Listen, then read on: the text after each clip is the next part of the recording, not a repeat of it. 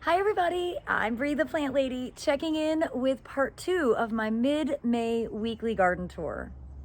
Now, keep my fingers crossed that we have got some rain in the forecast because we are yet again extremely dry.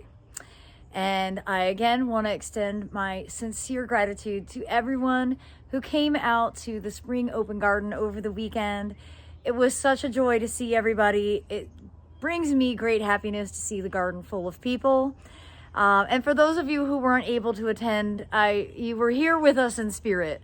I'm very grateful for this gardening community that we've all kind of collectively created through this YouTube channel. And well, just want to make sure that I extend that gratitude to all of you. So without further ado, let me turn this camera around so that you can see all of the cottage gardens that are growing and thriving in my front borders. Well, here in the driveway bed, you can see we've got lots of poppies that are blooming. We have a ton that haven't even opened yet. So a lot of color still to come.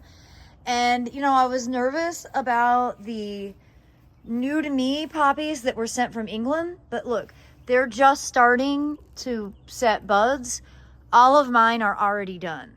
So I was worried about them cross-pollinating and not being able to keep, you know, the seeds straight because they will hybridize. They're both somniferum, Papaver somniferum, but they're distinctly different. I mean, you can just see from the leaf color, the leaf shape. That is the one that was given to me as giganteum. This is the one that I've been collecting for 24 years. They're definitely different, not just in the timing of getting them sown. So I'm glad that I don't think I will have cross-pollination this year. So crisis averted. I'm really pleased with these pots. And you know what? It's all about the nasturtiums. You know, when I sowed those nasturtiums, I think it might have been February before I went to South Africa. I was kind of like, well, you know, what's it matter whether they grow or not? And boy, they matter a lot. They bring so much color. I got great new headshots and I wore a colorful dress and it just pulls out the orange from those nasturtiums and they look amazing in both of these pots. And also just having them randomly scattered in the wall. It's been on my list to replant this side of the wall with all the coleus that are staged here, but I just think the wall looks too good to pull out. I can't preemptively do it. It's bringing me too much happiness to see it the way it is. So just keep watering the coleus, that's all, you know. And the mangave side's looking good. I really do think that we are going to have to pull a bunch out and replant because I think some of these are getting too crowded. And if we wait too long, it'll become a really difficult task. So, well, when we take it on, we'll make a video. And as we come under here, under the weeping hackberry, which, you know, I did give a good prune to before the open garden.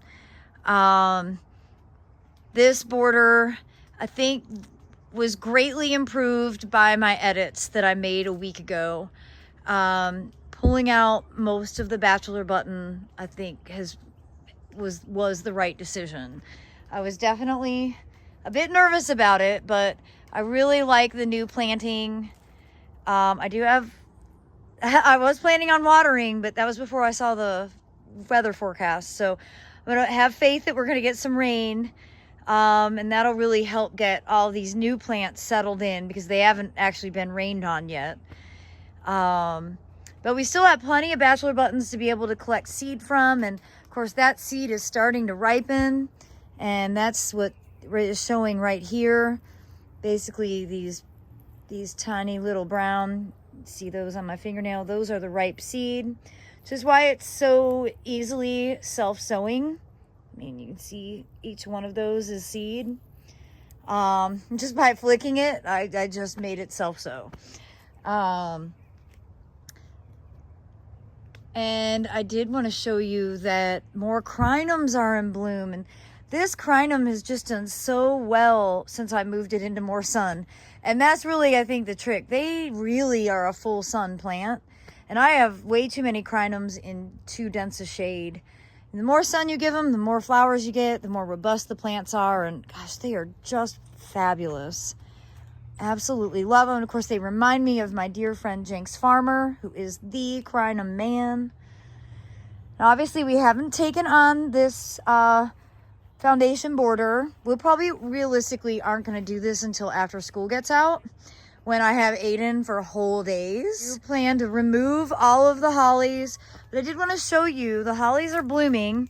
Most people think hollies don't flower, but they do. They actually do attract pollinators. I just saw a honeybee on here. So here, it's back there. The flowers aren't very showy, you know, they're just small and white, but they do have an ecological purpose. I just don't want to manage these. I am not a hedge shearer person. I appreciate a nice sheared hedge in someone else's yard. I just don't want to be the one to do it. And so it's high time that we go ahead and get rid of these. And I would like to make this a bed that's more accessible, that you can actually walk in and interact. I mean, it would even be nice to put in some chairs, and this is shady and kind of a quiet nook. So some renovations to come. Now, every time I talk about wanting to put in chairs for seating areas, Aiden just like rolls his eyes very dramatically. He's like, you never sit down. Why do you want more chairs? I like the idea of sitting down, even if I don't actually do it. Also, I found this awesome lady on Facebook Marketplace, and I want to go buy more furniture. So there it is. I'm not buying any more wood. Done with wooden furniture. It just rots too quickly here. But that like nicely renovated cast iron furniture that she's selling is really great. And well, with a little walkway, we could have like a little bistro set or something. Aiden's gonna watch this video and he's just gonna be like, what is wrong with you? Stop it. Just stop it. But that's where my brain's at. Literally, as I'm standing in front of a hammock that basically only gets used by cats. Well, this section of the wave is doing what I wanted the entire wave to do. So at least I got one little area. And I really, two things. The wave is too shady and I let it be too dry. What I wanted was this kind of diversity with carrots and poppies and larkspur and digitalis foxgloves, the Lychnis, grains mixed in. I didn't totally achieve that through the rest of it. And you can see here's some of the giant poppies that are flopping over. I need to go ahead and give these some stakes. But they are starting to set buds, so they should be blooming soon, very soon. I'm also, like, I love this little moment where the cosmos are about to burst into bloom, which is very unexpected. Again, good set with poppies. I was really aiming to make this a more biologically diverse space than it's turned out to be, but it's a good lesson learned. Every year is different. I cannot believe, though, the cosmos that are self-sowing. And those are all from last year, because we sowed a ton of cosmos in here, and they didn't do anything last summer. So now they're making up for it. So it'll be a challenge to figure out how to convert this from spring to summer.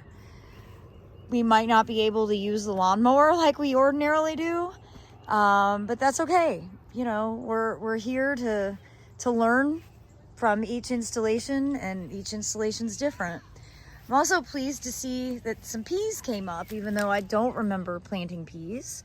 You know, I have a fairly rich seed bank, and well, sometimes the seeds just sit dormant for a little while.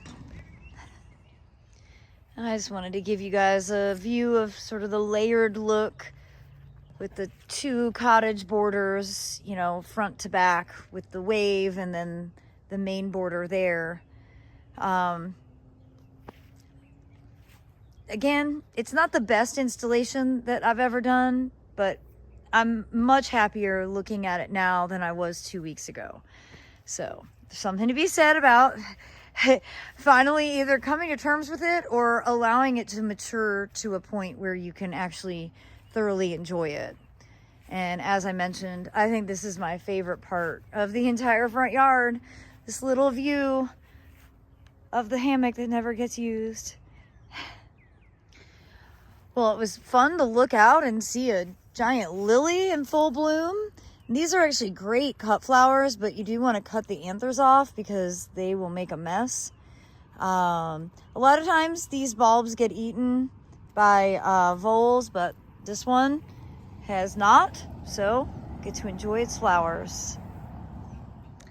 Well, I didn't get my pathway cut through because we ran out of time, but that is still in the works.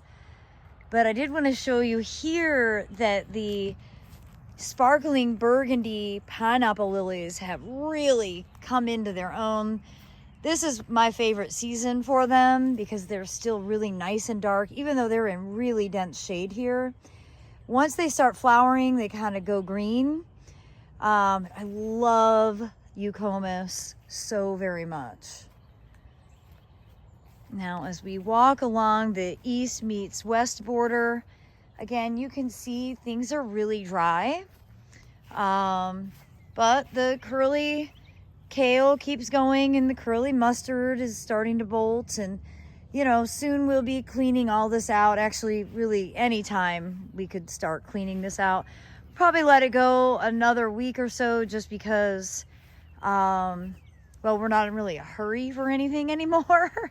Now it's like we just get to enjoy the garden, and so there's less pressure to try and make it look good for a certain date. Part of the reason that I think hosting the open gardens is important for me is because I'm a very goal-oriented person, and I need a date to work towards so that there feels like there's like an end point or like an actual season transition. And so once Saturday was over, in my mind, like, I can now switch to summer. And now I'm getting my website updated with all the things that are going to happen in June, July, August, and all the way into fall. And I've announced the fall open garden date, which is Saturday, September 21st, which is officially, I think, the first day of fall this year. Now, I think I shared in a past video, but we're not going to host the spring open garden next year because I will be in New Zealand for the International Plant Propagators Society meeting, but we will be on the Fuquay Garden Tour. And that is scheduled, I believe, for May 17th and 18th, 2025. So we're not going to do a plant sale, but you will be able to still visit the garden, and I will have seed and books available for sale, but you have to buy a ticket for the Fuquay Garden Tour. It's not a free, no registration kind of event like my open gardens are. So I'm literally giving you guys a year's notice because I'm a planner aheader, and I want to set expectations appropriately. So we will do a sale in the fall. It'll likely be a bit smaller just because, again, I don't want to get overwhelmed with the amount of plant material that I then have to build beds to be able to plant. And then next spring, if you want to visit, you can visit by buying a ticket to the Fuquay Varina Garden Club Garden Tour. And I believe there are 5 gardens total that will be available for you to be able to visit. So in that regard, it's actually extra special because it isn't just coming here. You have a lot of other places to be able to get inspiration from. Now, before I end the front tour, I did want to show you that I got my pollinator hotel restuffed, and I actually really like it a lot. It's got, you know, the spray painted poppies from the holidays and a bunch of rocks, some hydrangeas, and of course the jet stream hydrangea quercifolia is in bloom behind it. This is such a great native shrub. And I also wanted to show you this peninsula, which I really struggle to keep watered, but the Shasta daisies are starting to bloom, as are the, I think this is raspberry ripple monarda. And I'm so grateful for the self-sowers, the larkspur especially, but also nigella.